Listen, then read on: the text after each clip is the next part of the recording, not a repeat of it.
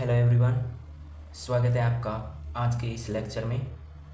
आज मैं आपको एनडीए मैथ में जो चैप्टर सेकंड है, जो कि बाइनोमियल थ्योरम में आपको करवाने वाला हूँ। बाइनोमियल थ्योरम मतलब द्विपद प्रमेय। ठीक है, ये जो चैप्टर है वो बहुत ही छोटा चैप्टर है। ये आपका 1 या 2 लेक्चर में कंप्लीट हो जाएगा। ठीक है, और जो ये चैप्टर है ना, उससे जो क्वेश्चन आते हैं ना, वो बहुत ही इजी टाइप आते हैं और बहुत छोटे क्वेश्चन आते हैं। बस आपको कंसेप्ट अच्छे से आना चाहिए। ठीक है ना, यानी कंसेप्चुअल क्वेश्चन आते हैं इसमें।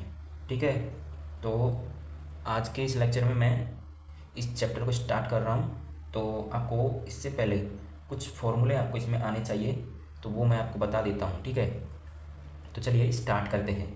देखिए, सबसे पहले आपको a प्लस बी का होल स्क्वायर, इस तरीके के नॉर्मल जो असमीकाएँ होती हैं, जो इक्वेशंस होती हैं, वो आनी चाहिए। ठीक है, यानी कि a प्लस बी का होल स्क्वायर, इसका होता है a square plus B square plus 2ab। ठीक है, तो ये इसका मतलब इसको खोलने पर ये बनता है हमारे पास। ठीक है, और अगला है हमारे पास a प्लस बी का होल क्यूब, ये है, तो इसका बनेगा हमारे पास a cube plus B cube plus 3ab और इंटू में हो जाएगा a प्लस बी।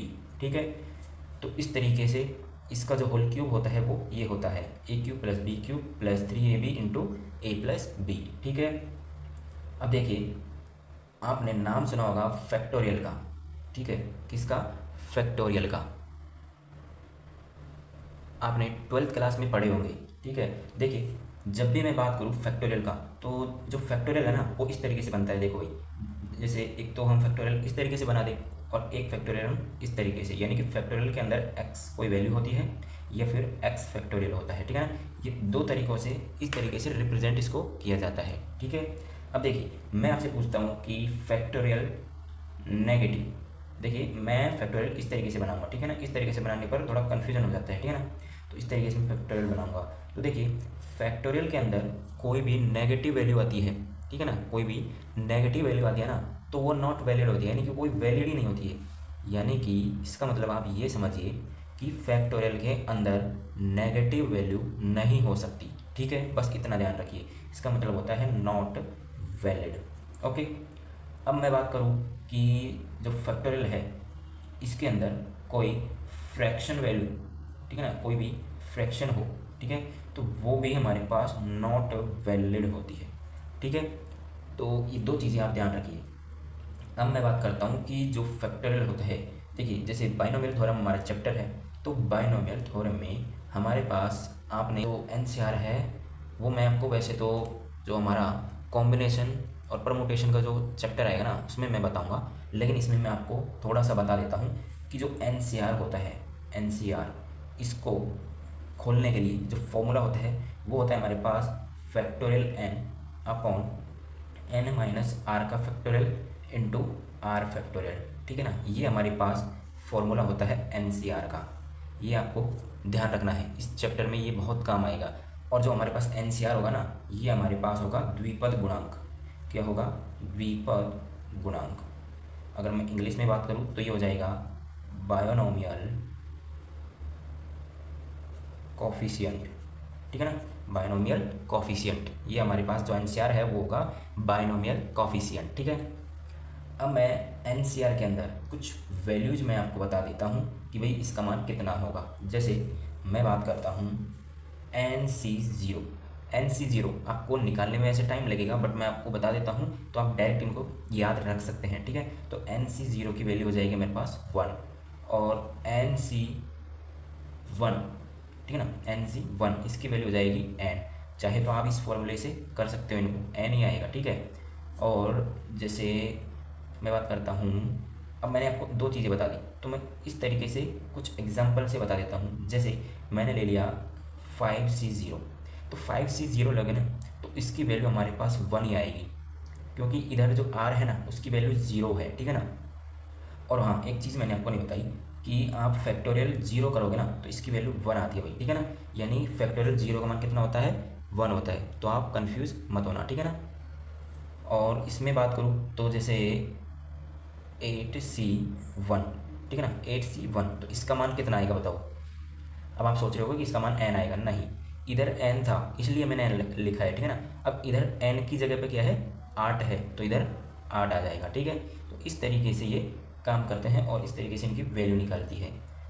अब देखिए आगे एक छोटा सा कंसेप्ट है कि N C X is equal to N C Y हो, ठीक है ना। तो हमारे पास x is equal to Y होगा या फिर x plus Y is equal to N होगा, ठीक है ना। ये ऐसे करने पर हमारे पास जो वैल्यू होती है ना वो निकल आती है, ठीक है ना। यानी कि N C R is equal to N C N minus R, ठीक है ना। तो ये हो गया हमारे पास। तो इसके अकॉर्डिंग हम चले तो हमारे पास r is equal to N minus R हो जाएगा, ठीक है ना। या फिर मैं बोलता हूँ कि r plus N minus R is equal to N, तो r से r कैंसिल, तो n is equal to N हो गया ना। तो इस तरीके से वैल्यू निकलती है भाई, ठीक है। तो इस तरीके से हमारे पास ये हो जाता है। तो इससे जो रिलेटेड क्वेश्चन है वो मैं आपको करवा देता हूँ। एक एग्जाम्पल है, ये एग्जाम्पल है C28 2r is equal to C28 2r minus 4। अब आप सोच रहे होंगे कि भाई ये किस तरीके का क्वेश्चन आ गया। देखिए जो आपके पास लिखा हुआ है ना C28 2r, तो ये इस तरीके से लिखा हुआ है, जैसे C28 2r, तो ये लिखा हुआ है हमारे पास 28, यानी कि जो ये वैल्यू है ना 28, ये है हमारे पास n की वैल्यू, और ये हमारे पास c, और ये हमारे पास r की वैल्यू 2r, ठीक है ना। तो इस तरीके से लिखा हुआ है। तो जैसे हम इनको लिखेंगे सिंप्लीफाई करके कि 28c2r इज इक्वल टू, इसको भी हम इसी तरीके से लिखेंगे 28c2r माइनस 4, ठीक है ना। इस तरीके से लिखेंगे तो हमारे पास ये कॉन्सेप्ट काम में लेंगे, यानी कि हम x बराबर y ना लेके हम x plus Y is equal to N करके देखेंगे, ठीक है ना। तो 2r प्लस 2r माइनस 4 दोनों को ऐड कर दिया, इज इक्वल टू एन कर दिया, तो दोनों का n सेम है इसीलिए हमने किया है, ठीक है ना। तो इज इक्वल टू 28। तो अब हम इसको करेंगे तो ये हो जाएगा 4r minus 4 is equal to 28, और हमारे पास यहाँ पे 4 कॉमन आ जाएगा, तो r minus 1 is equal to 28, r minus 1 is equal to 4 का जब हम इसमें डिवाइड करेंगे, ठीक है ना, 7, ठीक है ना। तो r इज इक्वल टू ये हो जाएगा हमारे पास 8, ठीक है ना। यानी कि r की वैल्यू हमारे पास 8 आ गई है। तो इस तरीके से हम इसमें हमारे पास पूछा था ना r की वैल्यू, तो हमारे पास r की वैल्यू आ गई है, ठीक है ना। तो इस तरीके से ये क्वेश्चन होगा इस मेथड के अकॉर्डिंग, ठीक है ना। अब देखिए यहाँ पे मैं आपको बहुत इंपॉर्टेंट फॉर्मूला आपको मैं बताने जा रहा हूँ। देखिए वो फॉर्मूला है हमारा x प्लस वाई की होल पावर n। देखिए आपको मैंने स्टार्टिंग में ही बताया था a प्लस बी का होल स्क्वायर, तो आपको ये जो फॉर्मूले हैं ना ये तो आपको आते हैं और वो ये बहुत छोटे हैं, लेकिन देखिए इसमें घात थी 2, मैंने इसमें लिखी है घात n, यानी कि कोई भी संख्या है उसकी घात अगर n बार हो तो उसका प्रसार किस तरीके से किया जाएगा, तो वो इस फॉर्मूले से होगा। देखिए जैसे मैंने लिखा यहाँ पे NC0 से आपको स्टार्ट करके चलना है, ठीक है ना। यानी r की वैल्यू जो है वो 0 से लेके चलनी है, ठीक है ना। अब देखिए यहाँ पे किस तरीके से होगा, NC0 लिख दिया। अब आपको यहाँ पे देखना है कि x की घात क्या होगी, n माइनस 0, ठीक है ना। n माइनस 0 मतलब n, y की पावर लिखनी है आपको अब, ठीक है ना, इनटू में ही, यानी y की पावर कितनी हो जाएगी r, यानी नीचे वाला r होता है ना, तो यानी कि r कितना है 0, तो ये लिखती है 0 प्लस, अब लिखना है आपको NC1, यहाँ पे आपने 0 लिया था, यहाँ पे 1 लेना है, ठीक है ना। फिर वही बात x की घात लिखनी है आपको n माइनस 1 करके, तो n माइनस 1, फिर y की लिखनी है आपको, तो y की घात कितनी हो जाएगी 1, ठीक है ना। फिर प्लस करके लिखना है। अब लेना है आपको NC2, यहाँ पे 0 लिया था, यहाँ पे 1, यहाँ पे 2, यानी r की वैल्यू 1 प्लस करके चलते रहना है, ठीक है ना। अब आपको लिखना है x और y की घात, तो x की घात क्या हो जाएगी n माइनस आर, यानी कि n माइनस 2, और y की घात क्या हो जाएगी r, यानी कि 2 है हमारे पास। इसी तरीके से आगे चलता रहता है, ठीक है ना। अब आप बोलोगे कि अगर x माइनस वाई हो तो उसका क्या, तो देखिए वो भी होगा, तो x माइनस वाई की होल पावर n। अब मैं आपको इसका एक्सपेंशन करके बताता हूँ। देखिए x माइनस वाई की होल पावर n है, तो मैं इसको किस तरीके से लिख सकता हूँ, मैं इसको लिख सकता हूँ x प्लस y क्या है माइनस का है, तो माइनस वाई लिख दूंगा इसको, और फिर इसका होल पावर n। अब आप बताओ कि जो ये है और ये है दोनों सेम लग रहे हैं कि नहीं लग रहे। बाकी इसमें ओनली y है ना जो पॉजिटिव है और इसमें y नेगेटिव है, बस इतना सा डिफरेंस है, बाकी दोनों सेम है। ठीक है ना, इस तरीके से चलते रहना है। तो देखिए अब इसका एक्सपेंशन किस तरीके से होगा, देखिए NC0, ठीक है वही लिया मैंने। अब मैं x की पावर लूँगा तो x की पावर क्या आ जाएगी n माइनस आर, यानी कि n माइनस 0 मतलब हो गया n। ठीक है, अब मैं लूँगा y, अब मैं यहाँ पे लूँगा y की पावर, लेकिन यहाँ पे y है ना वो नेगेटिव है, तो इसीलिए मैं माइनस y की पावर लेके चलूँगा। और y की पावर क्या थी हमारे पास r, यानी कि 0। ठीक है, प्लस NC1, यहाँ पे 0 लिया था, यहाँ पे 1 लेना है। ठीक है, अब लेना है फिर से x की पावर n माइनस सॉरी यहाँ पे n माइनस आर, यानी कि n माइनस, ठीक है ना, x की पावर n माइनस 1 हो गया।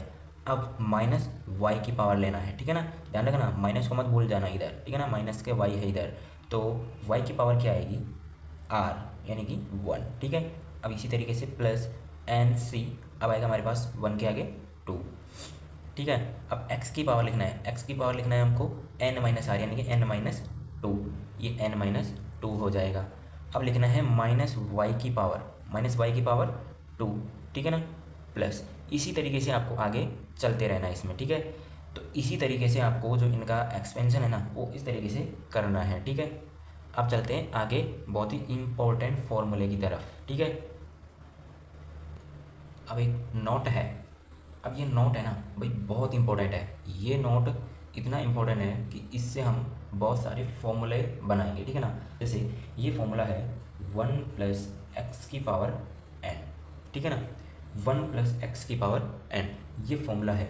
अब हम इसका जो एक्सपेंशन है वो किस तरीके से करेंगे वो हम इस नोट में, आप अच्छे से अपने जो नोट्स बना रहे हो ना उसमें अच्छे से नोट कर लीजिएगा। ठीक है, तो देखिए इसमें किस तरीके से होगा, ये फॉर्मूला है ये आपको याद ही रखना पड़ेगा। ठीक है ना, देखिए ये है हमारे पास 1 plus N X plus n into N minus 1 upon 2 factorial. ठीक है ना, into X square plus n into N minus 1 into N minus 2 upon 3 factorial into X cube plus n into N minus 1 into N minus 2 into N minus 3 upon factorial 4 X की घात 4 plus dot dot dot, ऐसे ही आगे तक चलता रहता है। ठीक है ना, तो ये हमारे पास ये जो फॉर्मूला है इससे हमको आगे बहुत सारे फॉर्मूले बनाने हैं। ठीक है ना, तो देखिए ये जो फॉर्मूला है ना ये बहुत इंपॉर्टेंट है, इसको याद करने का सीधा सा तरीका यही है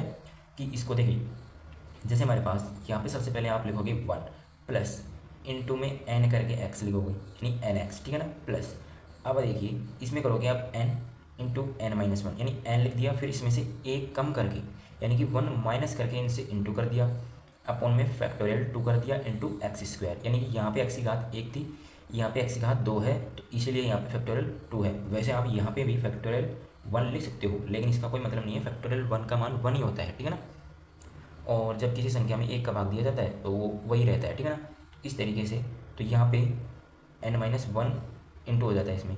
अब यहाँ पे करेंगे आप n तो चलेगा सब में, यानी कि यहाँ n x से स्टार्ट हो गया n, तो n तो सब में चलेगा। तो जैसे जैसे बढ़ती जाती है x की घात, जैसे जैसे बढ़ती जाती है वैसे वैसे n में से माइनस होते जाते हैं। अब जैसे n में से -1 हो गया, फिर -2 हो गया, क्योंकि -1 यहाँ था, यहाँ भी वही है, फिर यहाँ पे एक और माइनस हो गया और वो इंटू हो गया, अपॉन में फैक्टोरियल 3, क्योंकि यहाँ पे x की घात 3 है। ठीक है ना, इसी तरीके से आगे चलता रहता है। तो ये हमारे पास ये इंपॉर्टेंट नोट था भाई। ठीक है, अब चलते हैं हम एक और एक्सपेंशन की तरफ। दूसरा ये है कि x प्लस ए की पावर n। ठीक है ना, ये हमारे पास, अब देखिए इसका जो एक्सपेंशन है वो किस तरीके से होगा, वो इसी फॉर्मूले के अकॉर्डिंग होगा। वैसे ये फॉर्मूला अलग तरीके से भी बनता है, लेकिन आप तो इसको याद रखिए। ठीक है ना, ये इंपॉर्टेंट है, इसके आप इंपॉर्टेंट लगा लीजिए, वेरी इंपॉर्टेंट। ठीक है ना, अब देखिए इसका एक्सपेंशन मैं करने वाला हूँ, इसको मैं करूँगा, ये जो फॉर्मूला निकला है ना वो उसी से निकला है, यानी कि यहाँ पे जो NC0 करेंगे ना तो वो हमारे पास क्या आता है 1 आता है। ठीक है ना, और 1 की पावर 1 सॉरी जो n-0 करेंगे तो क्या आएगा हमारे पास n, तो 1 की पावर n करेंगे तो 1 ही आता है, ठीक है ना। फिर भी यहाँ पे 1 ही रह गया।